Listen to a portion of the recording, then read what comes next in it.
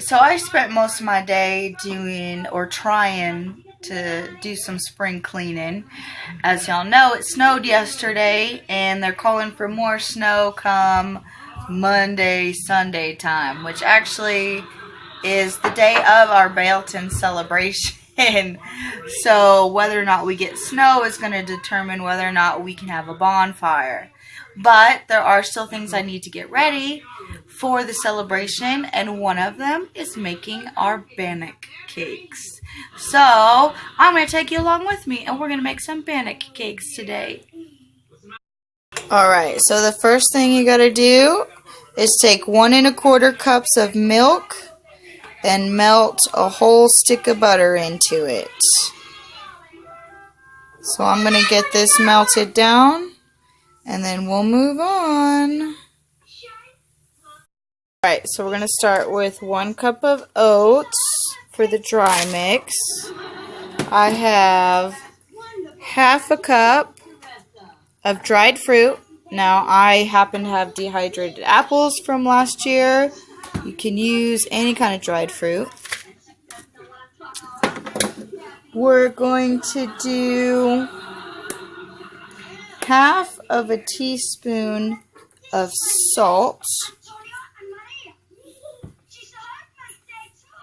I'll have to do this with 2 hands. Okay, so I added almost all the dry ingredients.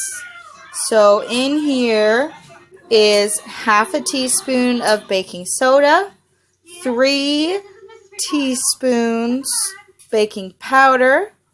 The recipe actually calls for a teaspoon of sage, but I don't have sage, and I like rosemary, so I'm putting rosemary in it, and 2 tablespoons of brown sugar.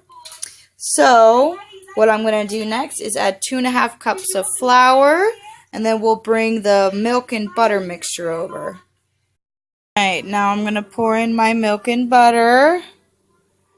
And then we're just going to mix this into a nice dough. And I haven't decided if I'm going to make one cake or make them into little ones. So I'll get this mixed up and then I'll show you what I do next. So I decided to do one big cake. I just put it in a cookie tin. So I'm going to preheat the oven at 425, and this is going to go in there for only about 10 minutes, and it should be done. So I've got bread in there right now, so as soon as that's done, I'll turn up the temp, get this in there, and I'll show you what it looks like. And then we'll make one extra goodie to add to this wonderfulness. Here's our Bannock cake. Now I'm going to let this cool before I add the next thing. And that is just going to be a simple icing. And all I do is use powdered sugar, vanilla, and a little bit of milk. I don't have measurements. I just splash of this here, scoop of this here, and whisk it up until it looks smooth. So when the cake cools down, I'll show you what this looks like, and I'll try to keep track of how much I used for it. So I've got my icing.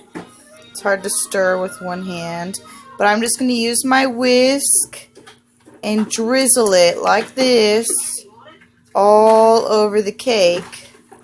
And I'm not going to do that one-handed because I spent all day cleaning. I'm trying to make this as neat as possible. So I'll use 2 hands for this, and then I'll show you what it looks like. So typically the Bannock cakes do not have an icing on them. But if I want my children to eat them, I gotta make them a little sweet. So I'll put this in the fridge and let it cool and harden up, and it'll be ready for Sunday's celebration.